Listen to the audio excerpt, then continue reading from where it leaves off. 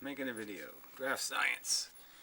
So, science in general. I don't know where this video is going to go, but we'll just deal with a few comments first, and just this general subject of how pitifully poor science is. Scientists, especially physicists, there's some stupid online physics journal, and they just keep talking as if they have all this spooky action at a distance. They mock Einstein's statement. I mean, the part they should be mocking about Einstein is all the relativity shit. But this is how upside down it is. The part they mock is the part that really is silly. Entanglement. It's just a load of crap. Anyway, a huge load of crap. So then I've been watching a lot of Tesla crap because I'm required to, apparently. There's so much talk about Tesla. It's just so overdone. People make these silly, somebody, I won't go find the comment, but he invented alternating current. No, he didn't exactly invent it. But anyway, it's not the kind of thing you invent. It's the kind of thing you discover. Yes, he made contributions, but I guess I'm just arguing that there was a ton of people making contributions because it was a wide open field. Electricity. And Edison and Marconi and just a ton of people doing a ton of experiments and playing around with this stuff. And I think it's just all kind of a sad commentary that it turned into as it always, you got a whore for the research dollars. And part of that is all this patent crap. And, looking in, I want to do at some point in the future, I want to get the actual patent documents, and I want to see the papers filed in the lawsuits that the different parties filed. Because he just kept switching. The judges just kept switching the patents back and forth, and it just seems like a lot of nonsense. And it seems the difference is, it kind of seems Marconi invented AM radio, and Tesla was going for FM. That's sort of how I would generalize the distinction. Is Tesla's was more frequency dependent, where Marconi's version was more just turn it on, turn it off. More made for, if you want to call it digital. But yes, the idea of just changing the amplitude of the signal rather than modulating the interiors. Anyway, that's not really the point I want to get to either. But, alright, I guess the first things first, I'll do this little quick. Well, let's see, it won't turn quick. None of it can be quick. It's all sort of irritating. So Warble's on a lot, who's just so obnoxious. He made a video, and he still defends his 30% fuel economy by putting a solar panel on his car, and he pulls out his little book of numbers and says, well, that's good enough, and that's proof, and blah blah blah. And it's he talks about the scientific method as if he really even understands what that means. In terms of proving or defending something logically and with actual evidence, experiments that would matter. So I'll get to that. But I mean, just little things he does that are just so stupid and petty. So he puts my real name in here, and I don't post my real name on my YouTube channel, and I don't say my real name in my videos.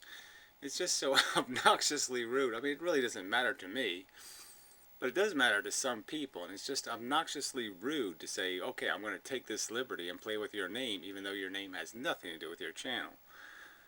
I mean, the fact that you want to broadcast your real name, Chris, that's your business. But you don't steal it from somebody else because you decide to out yourself. I mean, it's just rude. I mean, if you can't understand that, I just don't know what's wrong with your brain. The channels have names for a reason. You like having a screen name. Why don't you allow me to have a screen name? Why do you think you have a right to broadcast or publish my name? I mean, if I wanted to associate my videos with my name, I'd put my own name in the description of my own videos, wouldn't I, asshole? Yeah, I think I would, asshole.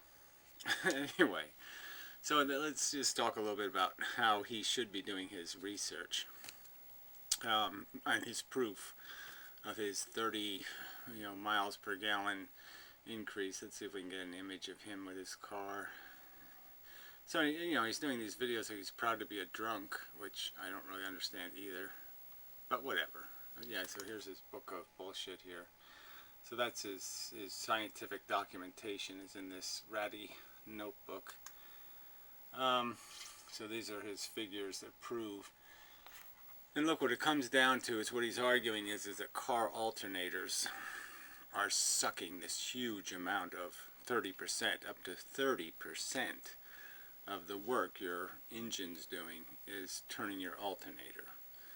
And so, yeah, the simplest experiment to do to prove the absolute maximum you could gain by not recharging your battery would be just to disconnect the alternator from your car. Either some have a separate belt, just disconnect the belt, or if you have to, disconnect the charging current, whatever you call that, the that charges that creates the alternator, that makes the magnetic, and puts drag on the alternator to produce electricity to charge the battery. Anyway, just disconnect the alternator, then it'll just be freely spinning at worst. If you can disconnect it all the way, great. But you can drive 10 miles, let's say, with not recharging your battery. Your battery has enough capacity to run your car. And so even if you drove around with an extra battery in the trunk, in case, but that would be the real test. So take a few 10-mile trips, see what your gas mileage is with no alternator connected, and then you might be able to make these claims. That your car, your specific car, has such an inefficient alternator that it sucks up 30% of your car's torque. You can make that argument. But you can't make the argument that, it's just impossible for the alternator to be involved in 30% of the work your engine's producing. It's just notionally silly. I mean, on its face, it's a silly notion.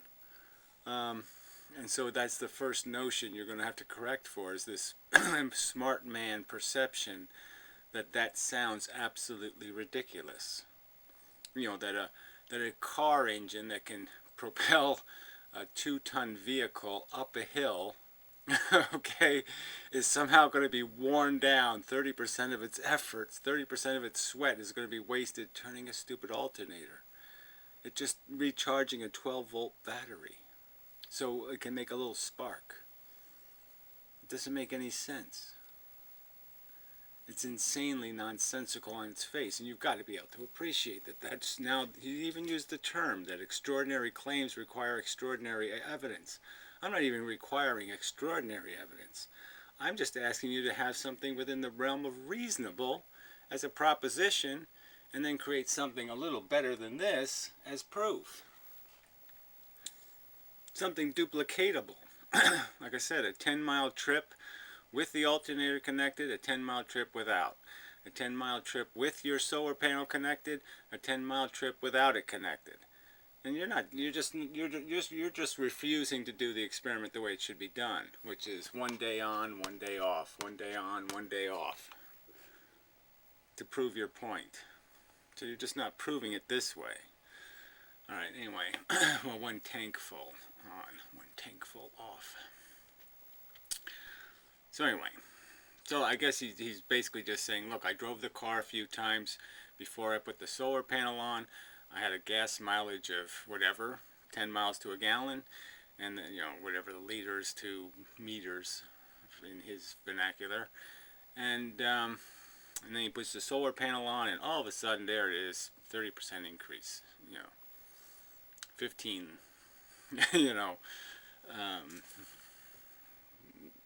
meters per liter, or whatever. It's just bad science, okay? Just really bad science. Alright, so enough of that. But it does sort of get me to the Tesla thing. Because the other thing is, I get all these obnoxious and this rude commentary from people because I don't apply enough mathematics or this or that. And, Tesla didn't know math almost zero math. If there was such a thing as doing absolutely no math, yeah, that's what Tesla did. And, this is the guy that's supposed to be the guy, and he does no math, pretty much. And, so that's okay with me. I mean, if you have a theory, you have a theory. But, I mean, his theory was just wrong in so many ways that have been demonstrated, through time. He thought there was instantaneous stuff happened instantaneously. He thought radio waves propagated through the ether in some instantaneous manner. He thought lots of things that just aren't true. I don't think he really understood that radio is just photons. That the high frequency electricity is really just vibrating and releasing photons. It's not, electricity isn't something special, it's just the same fundamental mechanism in terms of the conveying element is the photon. And what it does is it's migrated from place to place through its own momentum, so to speak. Its own, it has to plow through it, like light has to plow through fog or something. And the medium, the ether, and that there can or cannot be, it gets either degraded or it doesn't get degraded, but there's no instantaneous. And beyond that argument is that, yes, it's a material thing, it's a substance. And, he thought everything was an unsubstance.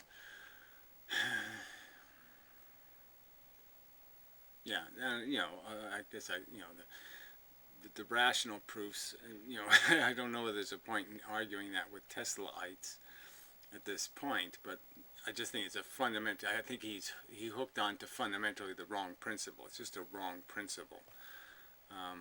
There was nothing wrong with quantum mechanics until they created wave mechanics, and the irony is that he essentially thought everything was doing the electricity thing. It was all confusing and bizarre and all that stuff, and moving, but not moving as a thing. No, it's not the right way to say it.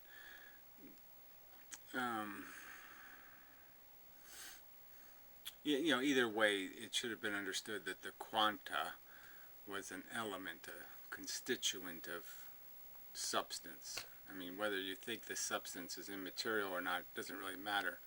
The idea of quantizing the substance was rational. But again, Tesla kind of believed in harvesting energy. So see, this is where it gets tricky, because he just didn't write enough to be able to say. Some people think he believed in perpetual motion. Giving him the benefit of the doubt, what I think he believed in was that there were mechanisms like perhaps the Earth's rotation around the sun, for which there were huge amounts of extra energy that you could pull out of that and not diminish it in any way, not harm it. Kind of like a tornado. And let's say the tornado was doing something important. It was only smashing bad people's houses. So you didn't want to destroy the tornado. You could still understand that, you could take 10% of the tornado's wind power and take it, steal the energy of it, without stopping the tornado from being a tornado. You would change it, but not stop it or destroy it. And so it was that kind of idea that Tesla kind of understood there was all this energy available to be extracted. But the places he thought the energy was, which is in some sort of entanglement between us, the Earth and the Sun or something, there was just a wrong understanding of what's creating that relationship, and the fact that that isn't anything. The only thing you could take is maybe the velocity of the Earth, but you can't take from the gravity between the Earth and the Sun, because that's not really an expression of a true excess of, well, how to put this, doesn't really matter. It's not a gleanable energy source, because from any ground, from any position, it's the opposite reaction thing is always going to get you. You can't find a position from which you can scrape off the extra bits. Something like that. So anyway, so moving on to the next little bit. Oh yeah, might as well do the Puro comment. Okay, so I did this video about the 5-hour energy guy being an obnoxious horror. You know, just this horrible individual who's basically lying like Google, saying I'm not evil, I'm really in this, I'm serious, I want to save mankind, blah blah blah. And then he proposes ideas that are scientifically ludicrous. I mean, they're childishly non-scientific. So you just have to wonder what kind of group of scientists did he put together that they would want to be associated with something that has such crackpottery associated with it. I mean, it's like a medical doctor belonging to a group of doctors who are still practicing witchcraft or something, you know, or putting on medicine man hats, you know, and then running around in circles around a fire. I mean, that doctor would be humiliated. I'm just saying any real scientist who's working for this guy would be humiliated to have his scientific knowledge associated with ideas that are just pure chicanery, pure lies, deceptions. And the idea that you can harness energy from human function, we already know that's stupid. We know that to make a human do stuff, you have to feed it food. And we know that human food is expensive food. It's not human calories, the calories we consume. We're not like a horse. We just can't go out in the field and eat grass. We eat very complex food sources that are further away from the sun that puts them there. So it takes a lot of sunlight to create our food, our calories. And so we're never, even in our best day, we're not a good source of energy conversion. We're not a very good solar panel. Everything's a solar panel in a sense, you know. Everything's converting. Like even a diesel engine is really converting old sunlight, you know, stored in oil, into new electricity by running a generator. And that's what everything's doing, is burning sunlight at some degree of efficiency. Converting sunlight into electricity, let's just say, was the end game, was the work. We turned all work into electricity as the end game. Everything's doing it with a different efficiency. And clearly humans are not very efficient, because the fuel they can consume has to be highly refined. So you can sort of look at it that way. We can't burn crude oil. We have to burn a highly refined product, and that degrades our efficiency in terms of how much work we can get out of how much put in, how much energy resource does it take to feed us. So anyway, so I'm just saying on a theoretical basis it already fails. Just as a theoretical concept, it is, you know, using humans as a source of energy is as silly as voodoo or witch doctory, or it's just an insanely stupid concept. Insanely, I mean, as being anything in the realm of, you know, even a child who pays attention all the way through grammar school is going to know that this is perpetual energy nonsense. It's as dumb as the idea of perpetual energy to think human beings are great converters of sunlight into energy. So on its face it's a bad idea, but then just looking at the design of this silly thing and the fact that it's, instead of reducing the amount of gears and mechanical sources of friction, it's increased them. is, and this preposterously huge hardware to do something that we can already do rather efficiently. Generators, permanent magnet generators, are rather efficient at turning mechanical movement into electricity. And you really don't need all this fancy crap to, and you won't be able to gain much more efficiency in that process. So it's just the thing is just a huge fraud. Like I said, any real scientist who would associate himself with something that's such a huge fraud. I mean, to sell the public the idea that they're going to do a little bit of work on an exercise bike and run their household for the day is a preposterously outrageous exaggeration of possibility. It's not even a possibility under the best of circumstances. Even in 2000 and 2500 kind of 500 years from now, that won't be realistic. You're never going to get to some point like that, unless you're running pumps on a nuclear power plant. You're just not going to be able to convert using the human motor. It's a crappy motor. All right. So this is what he writes. My wife agrees with you and doesn't like him. Well, it's not a matter of liking. It's a matter of whether this guy is making an honest representation of what he's doing. And there's no way he could be at all honest, because there's no way a real scientist could be working for him, right? I mean, no scientist with any integrity, like a Bill Nye, let's say. If he offered Bill Nye the job and said, look, I want you to oversee my projects to save the world, Bill Nye would say, well, you don't spend any money on human, electricity generators, because that's a dead end. That's fuck you, stupid. You're better off growing algae in a vat. That makes sense. Using humans to convert sunlight into work, not a good idea. And so he can't possibly have a real scientist working for him, right? Because the real scientist would say, hey, this is bullshit. What are you doing with this flywheel and this bullshit? And then these exaggerated claims that somehow you can produce more than 10 watts an hour out of a human being. There's no way you could. In an hour's work, you're just going to end up with something like 10 or 20 watts. At 20 at best. At the absolute best. And that's having a guy really in shape. For 5 minutes, you might be able to produce a few hundred watts. But it's for 5 minutes.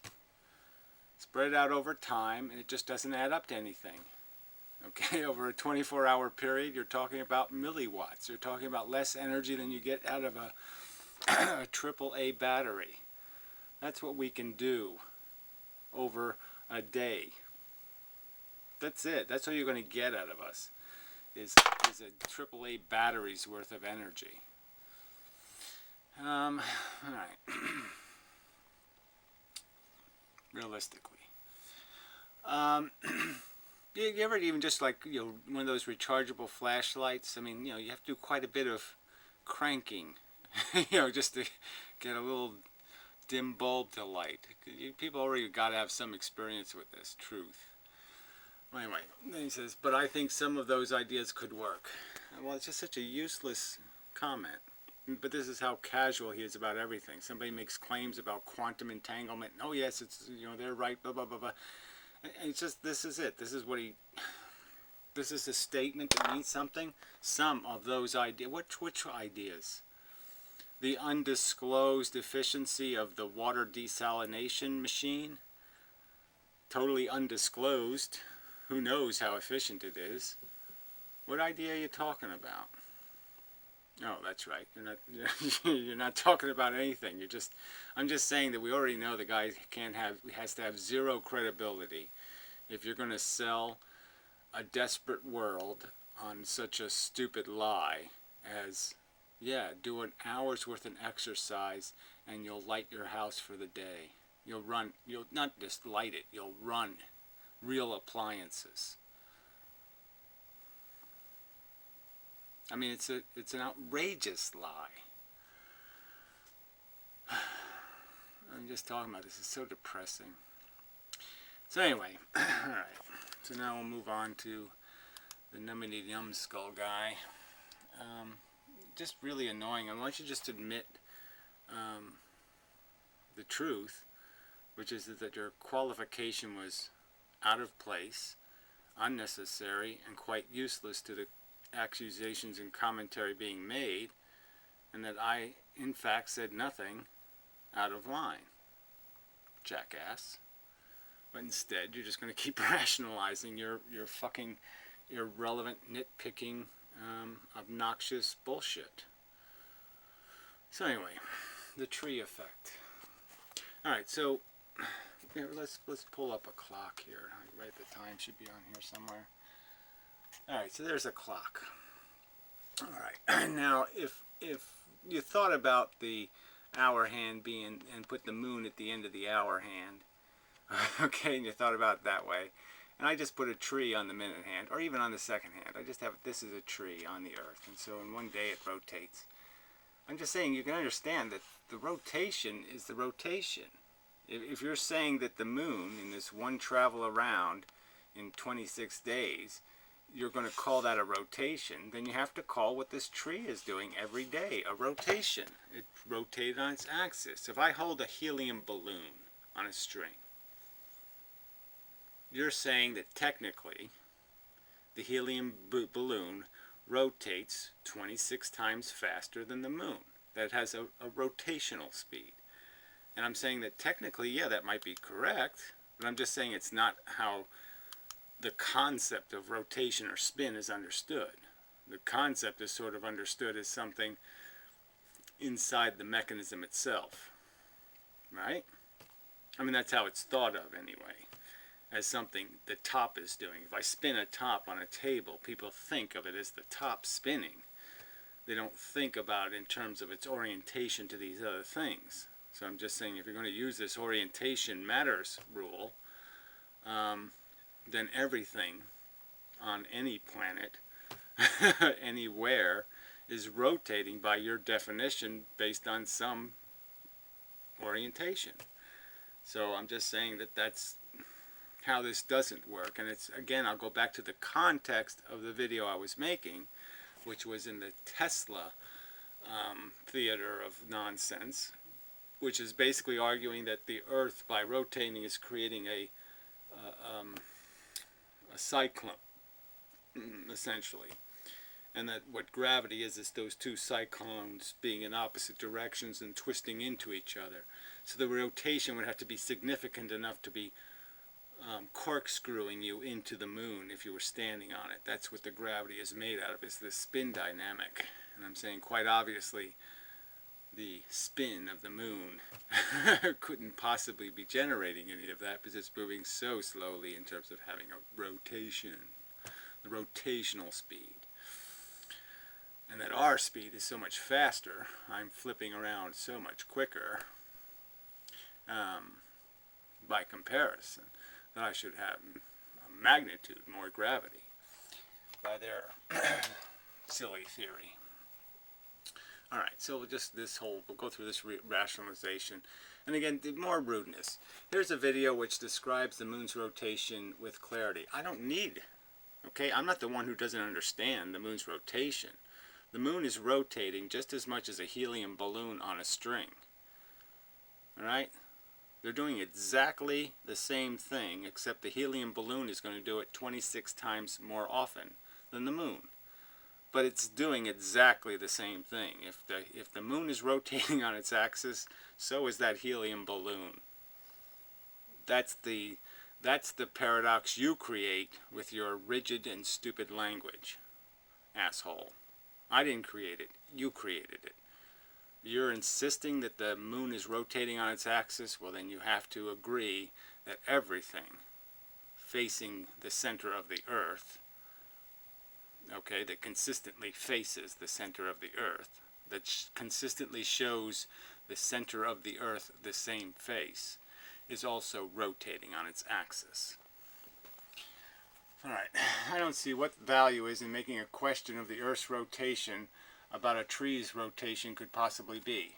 Well, again, then you're stupid. Then you don't understand what a clock's first to second hand and hour hand are. You don't understand the concept. Well, again, the moon. If I made an elevator to the moon, and let's just get rid of all the fact that the Earth is spinning at a different speed than the moon. Let's just pretend they were going at exactly the same. Like the moon was always over New York City. That's not a. Let's just say it rotated 26 times faster. So you could maintain the elevator. Would the Earth be essentially just on the surface of the Earth? The moon would essentially be just a surface projectile. It would just be a very tall, what do you call that thing in Seattle? The restaurant on top of the little needle something or other. Yeah, it would just be the head on the pin stuck in the Earth. And that's all. And so the only thing that makes the difference is that the moon is moving much slower than the surface of the Earth. But it's not doing anything different than if I stick a pin into my desk, you're going to tell me, theoretically and absolutely, that by rotational circumstances, the head on that pin spun on its axis once a day, 26 times faster than the moon is spinning, or rotating. That's the consequence, all right? It's not my fault that's the consequence. That's the consequence of your rigidity here, jackass, and your, I think, misuse of terminology. As you pointed out, a tree is rooted to the Earth, so to describe its rotation is simply to describe the Earth's rotation. Well, and pretty much it's the same as describing the moon's rotation is even slower. So again, it's the Earth's rotation minus, not the Earth's rotation plus. The moon essentially is rotating slower than it should be. I mean, slower than anything else on Earth. And so by this whole argument of rotation being meaningful, it's rotating much slower than the stuff that we don't consider to be rotating on the Earth. And you don't see that as a problem. I see that as you can't use the same word to describe the two things. Any surface feature of the Earth can be said to be turning on the Earth's axis. And again, the moon is turning on the Earth's axis in a retarded manner. Very slowly. Delayed. It's dragging behind.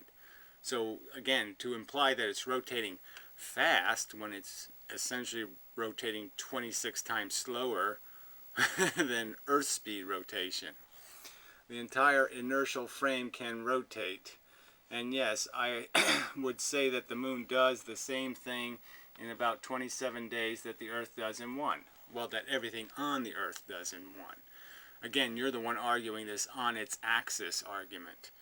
And I'm just pointing out that you can basically just on its axis every molecule that the Earth is made out of, and you can say that every molecule, every atom, every subatomic particle is rotating on its axis once a day by your description.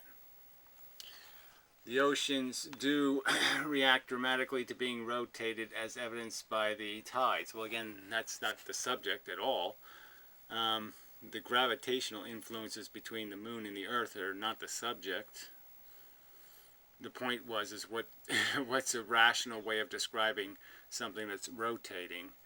And I'm still going to argue that it's kind of silly to talk about something rotating when it's showing the Earth the same face every day for billions of years. Here's a 5-second experiment. No, fuck you. Place an object on the floor, then circle the object while continuing to face it until one full revolution of the object has been completed. You will notice, partly by the slightly awkward shuffling of your feet, that you were required to rotate in order to circumscribe the object.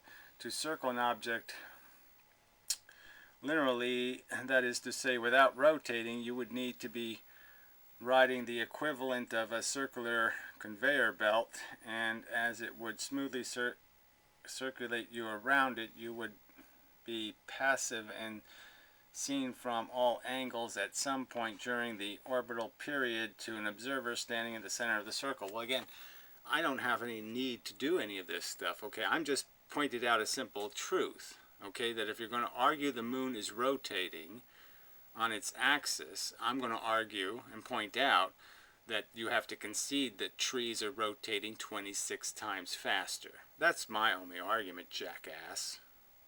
Asshole, motherfucking cunt.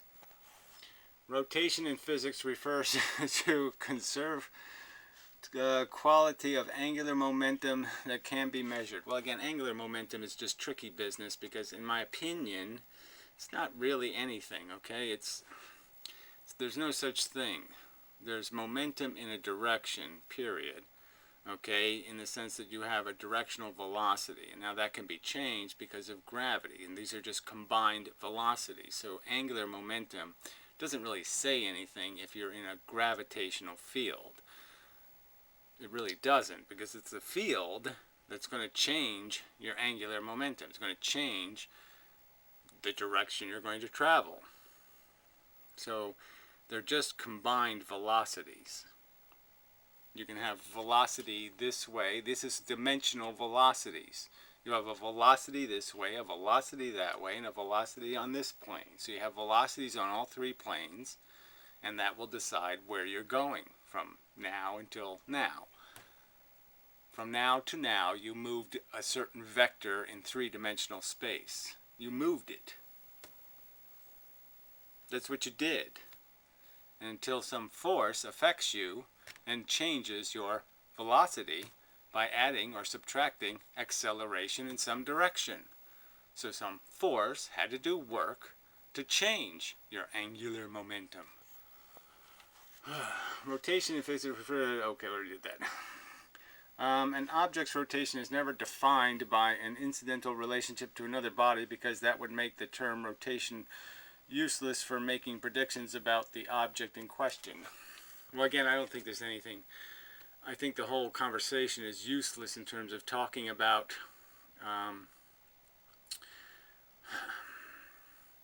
I'm going to argue again that there's no relativity, there's absolutes. And the fact is that we're all traveling a very bizarre course. But any quanta Planck moment to Planck moment, any smallest quantity of time, it's a definite vector. And that it's because we are in force fields that those vectors are changed. Here's an example of why understanding rotation is necessary to understand that the objective properties of potentials of an object. Well, again,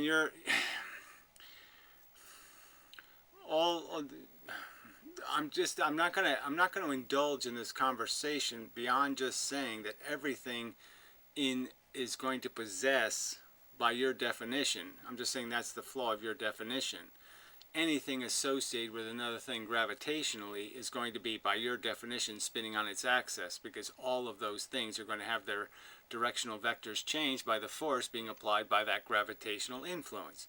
So the whole conversation is broken because you're not talking about something's actually doing relative to something fixed.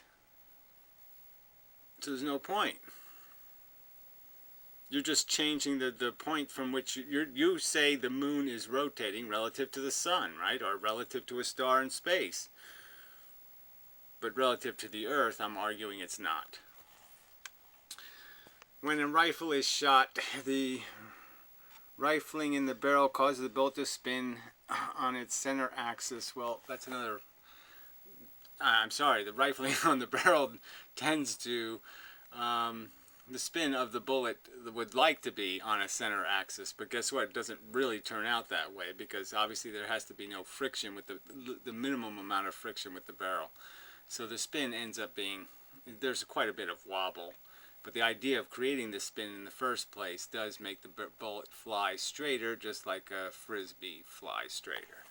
Adding a significant amount of force to the bullet. Well, again, it doesn't add significant force, so I don't think that's true at all. It actually destroys some measure of force. It just improves the bullet's trajectory, makes the bullet fly straighter.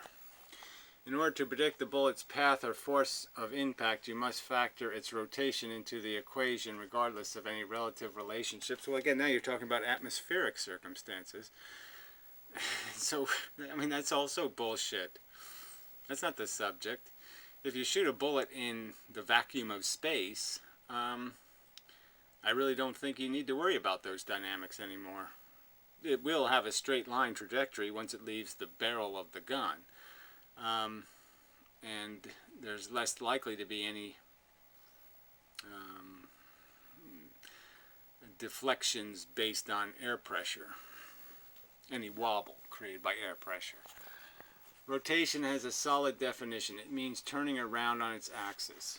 Again, by that definition, a tree turns on its axis. A helium balloon turns on its axis. Human beings turn on their axis. We're rotating 26 times faster than the moon by that definition. That's all I'm saying, clarifying. And that's all I did say. And you just keep writing all this crap trying to say that's not what I said, but that's exactly what I fucking said. In physics, applying any other definitions will only... well, again, I didn't apply any other definition, did I, jackass? I just said, let's be aware of what you're saying. You're calling rotation, the moon is rotating on its axis, and I'm just pointing out that by your definition of rotation, a tree is rotating on its axis 26 times faster than the moon. That's all I did. I just pointed out that, well, by your definition of what a rotation is, or spin is, frankly, I think most people would say, gee, that doesn't make much sense. That's a stupid definition of spin. Stupid. I'm spinning faster than, let's say, I'm spinning as fast as, well, I don't even know what to, I'm trying to think of a top spinning, but obviously if I spun the top backwards, I could actually make the argument that I'm spinning, you know, if I could make a top spin the opposite way, I guess it would have to spin this way. I could actually make the argument that that thing moving is, I'm moving 26 times faster than it is. And it would be the thing moving, and I'd be just standing here. And you're telling me that this would make sense to most people logically? No. In physics, applying any other definition will only deprecate its utility and add unnecessary confusion to an already tricky subject. Well, you're the one conceding that it's not tricky. So, jackass, you're saying that you're the one who made these comments saying it's obvious this and obvious that. That's what you did, you arrogant motherfucking asshole. I'm the one saying, yeah, well, it gets a little complicated, shithead. If you're going to say the moon is rotating on its axis, that has complications. That's what I said, fuckface. You obnoxious little twit. So anyway, just so irritating. Alright, so this asshole says, it's called synchronous rotation. The only perspective that's important here is the one from the moon itself. Then I guess the only, again, if you're going to say that the only perspective that's important, well then I guess I'll just say that the only perspective that's important for every molecule in your body is its perspective, and therefore it's rotating 26 times faster than the moon. If you are standing on the north or south axle of the moon, you will see every object in the universe rotate every 29 days or so. And the same is true for a helium balloon or me, myself, and I. Except for the Earth, the mechanism is irrelevant. Well, you say so. Also, your comparison to tree is superfluous, as the tree is attached to the surface, but the moon is in motion. And obviously we're in motion. We're moving on the surface of the Earth, idiot. So we're doing a lot of moving. We're doing more moving than the moon is doing. So you're wrong. I mean, by distance traveled, the moon is moving more distance, but we're obviously moving more arc. A lot more arc. Degrees of arc. Also, you compare the tree attached to the surface of the moon is in motion, orbiting every 29 days or so. Again, it's just minute hand, hour hand, or second hand compared to the hour hand. And to say that those two hands are doing something different, they're both moving around a center of gravity, and one's doing it a little faster than the other. But if you're going to say that one of them is rotating, that one of those hands is spinning around the tip of it, spun around on its axis, theoretically. If if I put a dot of something, right? So here's the little second hand. Let's say I put a little round dot there, and a little round dot there, and a little round dot on the end of that second hand. You're just saying that somehow the round dot here is doing something different than the round dot here, or different than the round dot here. The only thing they're doing different is rotating at a different speed. But they're all just rotating around a center. And they're doing it at a different speed. But again, if you're going to say that this one rotated on its axis, well then you have to say that all these other ones rotated on their axis. And I could just move the dot further down here, and I can just say any one of the points on here is one of those dots. And so I could go with I could go with a diamond 4 miles down in the Earth's crust and say that diamond rotated on its axis 29 times quicker, the faster than the moon does. So again, you haven't changed my point any at all. And I'm right, and you're just rationalizing excuses to be obnoxious, rude little petty fucks. Okay. Will this bring an end to this nonsense? Let's see. I have my doubts. These people really are just there's no point. I mean, human beings are just so full of shit. Ugh. This fucking idiots on this stupid circumcision thing. You know, it's just fanatics. Anyway. Oh, here's a quantum mechanics one. Let's see. How is the wave part of quantum mechanics bullshit? Oh yeah, I did want to get to that. Okay, because see, that's part of this whole Tesla problem. See, because before, you know, in Tesla's time, they didn't really call it the electromagnetical spectrum and all that kind of shit. Really didn't understand it that way. They kind of thought of these things as being distinct things. X-rays and were very different than radio waves, and very different than light. And these things were all different. And this whole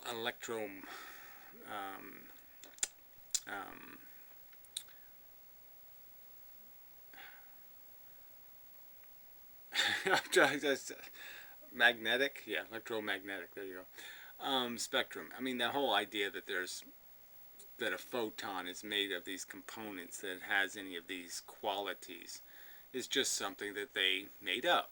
All right, they drew a conclusion, and it's the wrong conclusion.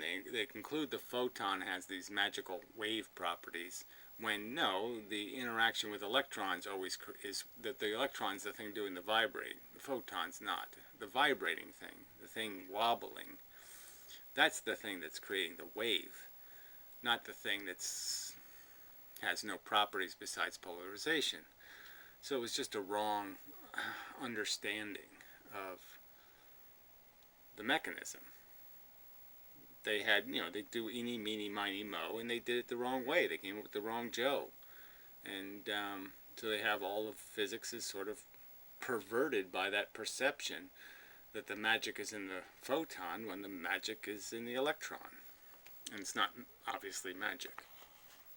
It's been verified for what, 80 years now? Verified by what? Again, 2 slit experiments where they don't even mention single slit diffraction. And then when they have to account for single slit diffraction, they create a O'Hagan's nonsense where there's 2 waves created by one opening. Just completely manufactured bullshit to pretend that we can still do wave interference patterns by just playing games with numbers. And you don't really understand how simple this all is. I mean, in a sense, I mean, the property of waves are so mechanically simple, and the mechanism of wave interference is so mechanically simple, right? I mean, you have a 0 created by the destructive interference, and you have a double created by the constructive interference. I mean, so the basic mechanism is so simple, and then you got this with the layers of Newton's glass. You know, all these static relationships are created, and with the Newton's glass, it's even more obvious in the sense that it's not just double, like a wave would double its impact. It's instead squared. I mean, it's 4 times. Anyway, I'm just saying The photons aren't making any decisions. The mechanical structure through which we see photons, we see them impact, we see them influenced by, those are the things creating the properties that we're attributing to the photon. And it's just so obvious that, to understand that it's the pinball in the pinball machine, the ball doesn't have the action, the stuff it's hitting has the action. All right. Particles aren't really a thing. Everything is a wave. Okay, says you. Deep down in reality. Well, I'm making exactly the opposite argument. I'm making the argument that everything is particles, and particles are retarded in their progress. So the chaos, a separation of this much in matter, is reduced to a separation of this much. This creates what's considered the dilation of space. It's really just a condensing of associations or period of interaction. So there's more likely to be interactions inside matter because there's a lot of little BBs in the matter, but they're all still moving and all the energy's still in there of the BBs in the big field. But it's all particles, and certainly particles can be understood to have relationship where they're shot out at a specific period. You shoot the BB gun every 60 seconds or something. You can understand that there could be wave-like periods created in how something is released, and that it all depends on how things are formed when matter is created, and that formation would, just as it's a filtered construct, when it's broken down, it's going to break down in a very, just as it was an ordered process to its creation, there will be an ordered process to its deconstruction. Alright, that's why we have things like the uncertainty principle. Well, again, the uncertainty principle is just made out of a declaration. It's just dogma. So it's not proven by anything. There's no uncertainty in anything but our capacity to see. So yeah, you're just saying conveniently, well, there's an uncertainty principle and it just happens to only affect the things too small for us to see. Well, that is certainly convenient, but how come that uncertainty doesn't percolate into any other reality? If it really existed, it should have. It's not that we don't know enough about objects at that level. Well, it says you again, we obviously don't know anything about objects at that level except how they interact with objects at our level. We only know their existence because we stick a thermometer or we stick some other instrument in their way and we see how it affects that instrument. And that's the only way we know those things at all. So I think it's just silly to say we don't know enough, because of course we don't know a motherfucking thing about them. We just know how they affected the things they molested on their way. We can see their little rape victims lining the street, and we can ask them questions, but we're never going to know the rapist. It's that reality isn't defined like we thought. No, like you thought with classical mechanics. Well, again, quantum mechanics isn't classical mechanics anyway. That's mush, but that's still based on some sort of particle theory, and certainly Feynman accepted that. So I don't know who you're talking to with this nonsense. Half of physics isn't doing classical mechanics, and half of it isn't, let's see how to put it. Obviously you don't create something like virtual photons as mechanisms of force carriers like Feynman did, unless you're really thinking in terms of classical mechanics. So, but anyway, yeah, you're not proving anything or making an argument here. You're just establishing that, well, a bunch of elitists, and look, Einstein's one of them. Yeah, you can name drop, and I'm not saying that's not a powerful name to drop, but it's just name dropping. I mean, this is just stuff established by very thin evidence. Bent space. I mean, again, no model. And I'm just arguing that the model's wrong, okay? I mean, there's nothing, you know, you still have to quantize, okay? I mean, quantum mechanics is just about the idea that this does go reduced to a Planck constants, that there are such things. And the fact that it does, the math does work all the way down is kind of evidence that that's the right way to go, that that's logical. And the only math that doesn't work is your wave math, because the waves don't exist on the quantum level. Anyway, I mean, they're atomic functions. You have to have electrons before you can start making waves. And they're not a wave, they're just a movement of the electron. Changes in its position. Anyway. So I think that's enough. Yeah. Anyway. What did I want to get to? Yeah, well, I'm still, working on it. I don't think I've gotten anything new. There's a point where, as I'm remodeling, that the atom isn't what they think it is. I don't think these parts actually do spin or move. Electrons, I think, can go either way. You know what I mean? They can go that way by some time interval, 90 miles an hour, and a split second later they can be going exactly the opposite way, 90 miles an hour. They have no momentum. They have no directionality at all that carries any momentum consequences. They don't have to drag any other parts with them. How else to put that? And it's all just it's positions. It's not really movement. You're just changing the directionality of a position. So I think obviously when they say electrons are being shared, they're not going around both atoms at all. They're like magnets. There's a piece that's attached to both elements. So it's like having a steel ball and two magnets. You could arrange them in such a manner where the force on the steel ball is equal between, say, 3 magnets, and its position would be rigid. And I think that's more realistic. But whatever. I guess that part doesn't really matter.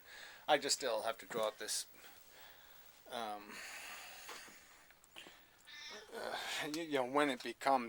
When orbital dynamics become a reality, where you actually, but again, it's all just a combination of vector of these arrows and whatever number you have. If you have 50 going this way and you have 48 going that way, you're going to move in that direction 2. That's what's going to happen. 2% of your maximum speed. So anyway, then I'll get back to that. Complicated. So anyway, I think that's enough. Anything else? Urgent news. Like I said, generally speaking, I liked Tesla. I mean, interesting character. I can't say I liked him just because he did waste an awful lot of money. And for all these people who think, oh, Edison lied to him and he did, Tesla lied to J.P. Morgan. Stole $150,000 from him. Which is real money back then. Because he wasn't really working on what J.P. Morgan wanted wireless telegraph, and Tesla was trying to do wireless energy transmission.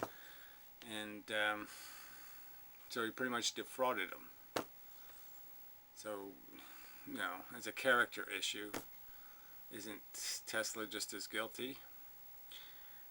And I just think it's so unrealistic, right? I mean, Edison gets Tesla into America, to come to work for him. And then we're supposed to believe that this guy coming from foreign land comes to America and he automatically gets a deal with Edison to re-engineer his generators, and he's going to get $1 million bonus, in real dollars. Come on. No, he's going to, like everybody else, he works for the company, I mean, really, I mean, how long could Edison stay in business if he let every one of his workers work freelance and individually patent everything for themselves? How exactly would the Edison company stay in business? I'm not for capitalism, but I'm just saying this is just so unrealistic as a story. So who knows what the truth was, but whatever. Yeah, that's all I'll say. I'll just say whatever. It is kind of bizarre because it's like, okay, Tesla's AC system won the day, and yet the company went bankrupt. Westinghouse. So it is kind of funny. They won, and yet they somehow lost. So I guess trying to drive Edison out of the business, they had to undercut pricing so much that they went out of business. So it's one of those things that just kind of illustrates how capitalism doesn't work, because sometimes you just drive each other into bankruptcy. Something like that. You see, Tesla would have been okay financially if he would have kept. He had a deal where he was going to get a commission on every milliwatt or whatever produced by one of these AC generators. And when the company was going bankrupt, he gave them back title to that, his what do you call that? It's like when a show gets syndicated, whatever, when you get royalties. Yeah, so he gave back his royalties. But he had $1 million anyway, and he just pissed it all away. Trying to, okay, I mean, whatever. I just, his obsession with this idea of transmitting energy wirelessly. I just think he sort of should have known that isn't going to come from nothing. Just from thunder and lightning, it should be kind of obvious. I mean, what he should have tried to do was capture lightning. Now that would have been something. If he could find a way to put lightning into a battery. Now that would have been something. If he would have made the flux capacitor. But anyway, till next time. And such.